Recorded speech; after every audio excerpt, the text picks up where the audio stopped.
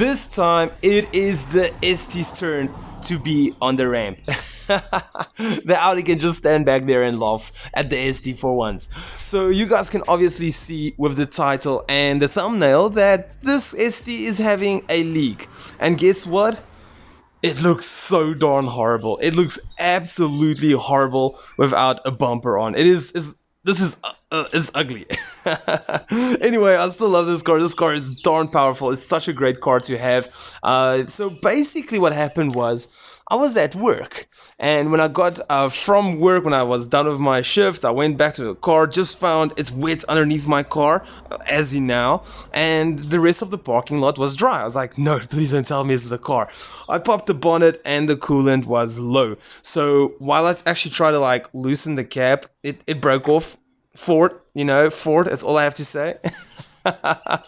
So anyway, I had to throw in water and all of that. So yeah, basically I got it back home and I just started to strip everything else. I removed the two headlights, I removed the cone filter that was over here, I just put a rag in there so nothing goes in there, and then I pull it out there. Did it fall? No, it didn't fall out. Okay, and then over here, I also removed the bumper. I wanted to include it in the video, but the problem was I had to fault find. I had to find out if is it like a pipe? Is it the radiator leaking? What could be the cause? Maybe it's leaking from the side of the block. I wasn't sure, so I had to like kind of dig in to see how to do everything. I'll give a quick explanation on how to remove everything. It will be very quick. So yeah, it turns out it's the radiator. So let me just quickly. I have got a cool clip I will put in. But let's quickly just pop this up. There we go. So the radiator actually broke. Let me quickly show you guys where it broke. How it broke, I've got no freaking idea. Let me just grab my flashlight quick. Turn it on. Just want to see, is the setting okay? Yeah, that should be fine. So right over here is our radiator. You can see here's a pipe, there's a radiator. So this is a fan which actually clips out very easy. It just goes in there, you just clip it out. So if we look in between the two, do you see that already? Right over there. I'm going to take the light away so you can see that initial dent in there. Even if you follow, come on, focus now please. I think it's the light. Hopefully if we leave it like there we go, it's focusing. So do you see that? If you follow the side, it actually's got like a pushed in there or something. I don't know, maybe it pushed in, it damaged the threads over there, and then initially it just maybe like rusted through or something. I'm unsure. So yeah, we'll be replacing the radiator. So let's quickly run through it. I removed the bumper. It was very, very simple.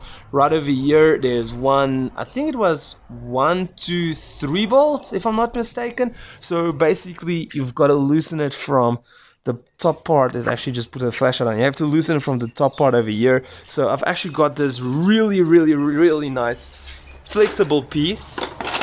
This piece over here. So it's for my socket set kit. So it can actually like flex as you trying to get in there. So if I'm not mistaken, it was 3 bolts over here, which was 1, 2, and 3. And then also on the other side, we also had the 3 bolts, and underneath it's got these clips. Where is it? There it is. Let me show you guys. This clips over here. So the bottom part of the bumper actually goes in there. Then you just like kind of press it up or down. One of the two, I think it was up, as you slide it out. And then there's another one this side. Here it is. Perfect. Okay, so that is how you get the bumper out. The lights were actually easy. That was connected in there, and as you follow the light down, I think it was on the bumper or somewhere, could have maybe even been this one, somewhere on the bumper. Just follow the light, you'll see there's another bolt. So it's hooked down with 1, 2 bolts. Then also here's the plug for the light. Very easy, you just press it down and then pull it out. Also, do not forget your fog lights. As soon as you're going to take your bumper off, the fog lights is still going to be attached, so you got to loosen that. And then obviously on the other side, it's exactly the same. So now what we're going to do is we are going to remove the crash bar. So it's not too difficult. It's 1, 2, 3, 4 bolts, and 2 underneath, 2 on the top. So we're going to remove it so we can get this entire crash bar ahead. My plan is to actually get this plastic bracket off, because I think the best is going to be to remove it from the top. And yeah, I just think everything is attached here and it's just making it difficult to do a proper job, Okay, so let's quickly continue.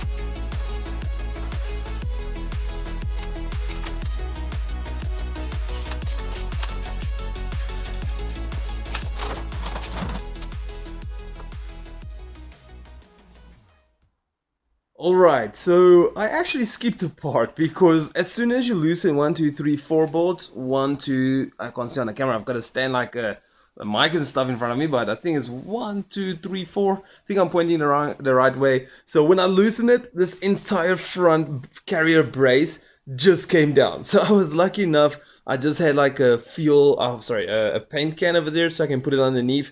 Just know that you are also going to have to put something in underneath if you are going to loosen these bolts. So the reason why I loosened it is, if you look here now, it's actually like kind of leaning a bit forward. I mean, originally that pipe was in there. So you can see it gives you quite a lot of bit space. You can also move it more forward as you need.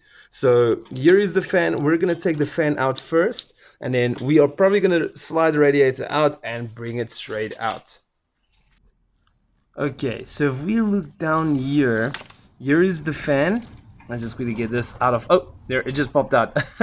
I originally loosened it to show you guys. So this plug goes into the fan module over there. So right here on the side is where you press it down. It's actually very super difficult to press it down at this angle, but you press it down and you just remove it. So if everything goes well now, it should come straight out. It's basically just have to lift up. Okay, I might need 2 hands for this. Yeah, let me quickly get 2 hands for this.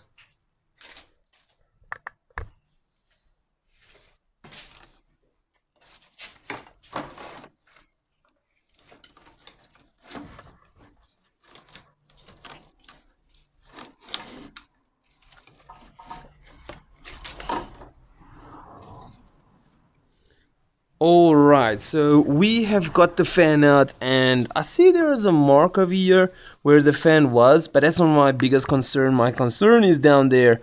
Yeah, that's not good. And this part over here, I don't know what actually happened. I didn't think it happened while we owned the car.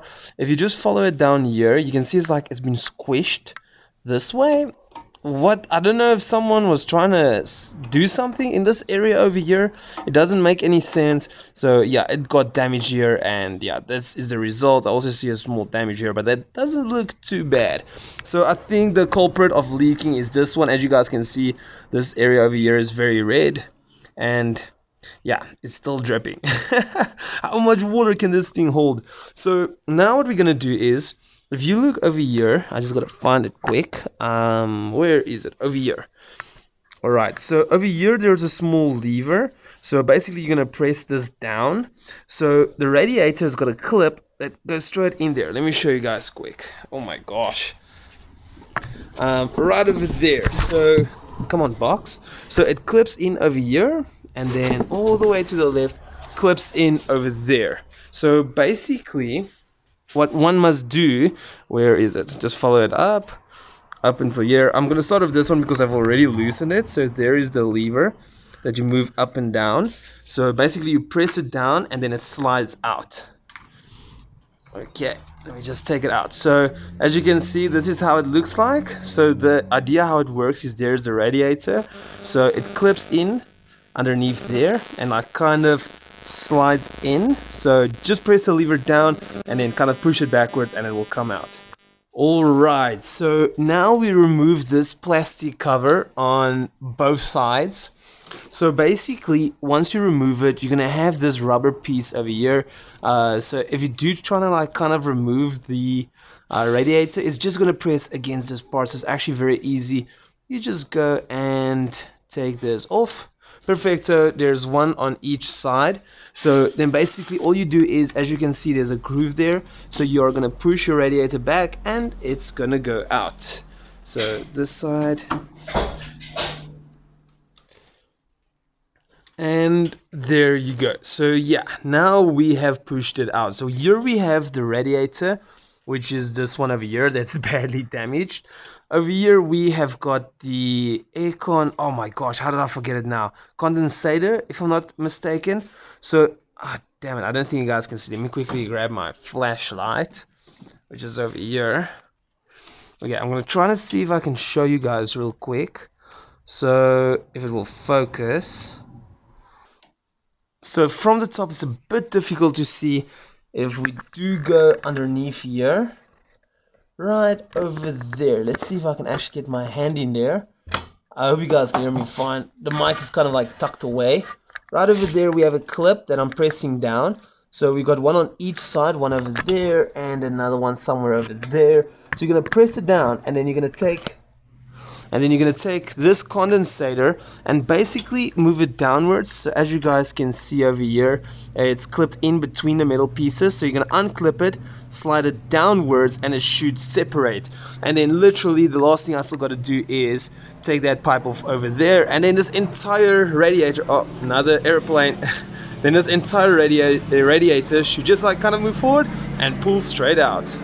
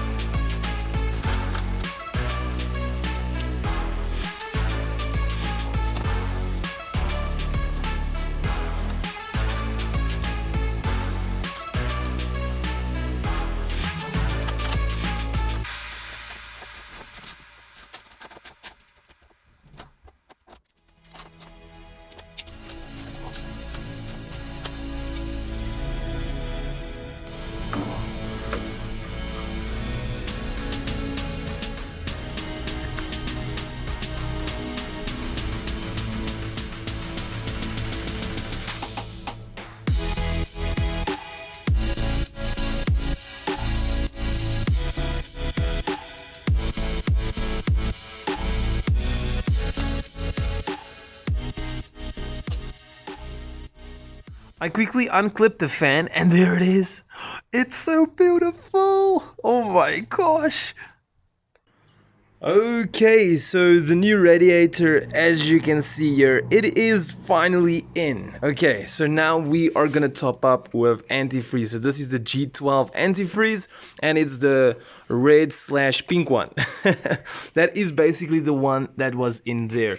So how this works is we are basically gonna top up this whole water system with this entire G12, and please do note, as you top it up, the water level is obviously gonna increase. If you start your car, it is gonna drop down as like the water pump's going and all the flow goes to the radiator, because obviously now currently the radiator is empty. So as you're gonna start it, like I'm saying, it is gonna drop. You're just gonna keep on topping it up with the G12, and then once you run out of G12, you are gonna use distilled water, which is, where did I put it? Oh, here it is. Here it is, distilled water. So yeah, there's not a lot left, but I do have some more.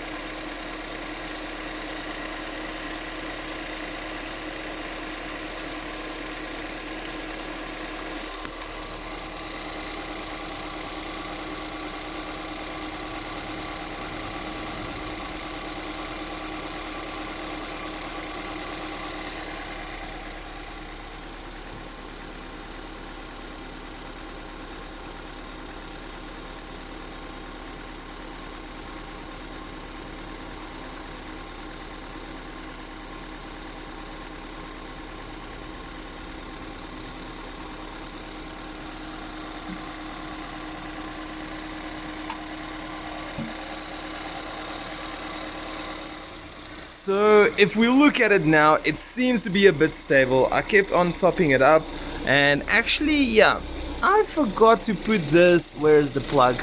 That plug, I forgot to put it back in, so it was actually spilling some water over there. But yeah, I did not top it up till max.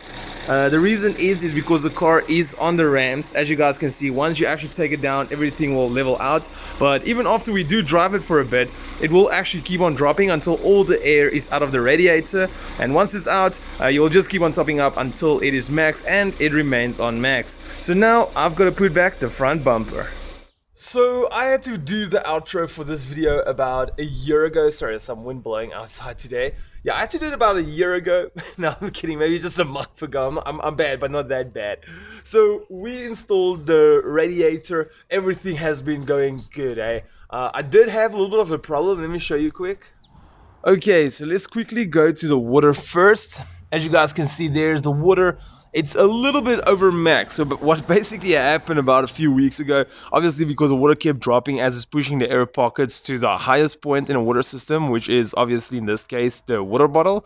So it kept on dropping. It's normal, it's supposed to drop. So then I topped it up a little bit more than I was supposed to, because I was like, it's gonna drop again. It just never dropped. So there's nothing to worry about. If I can quickly show you as well.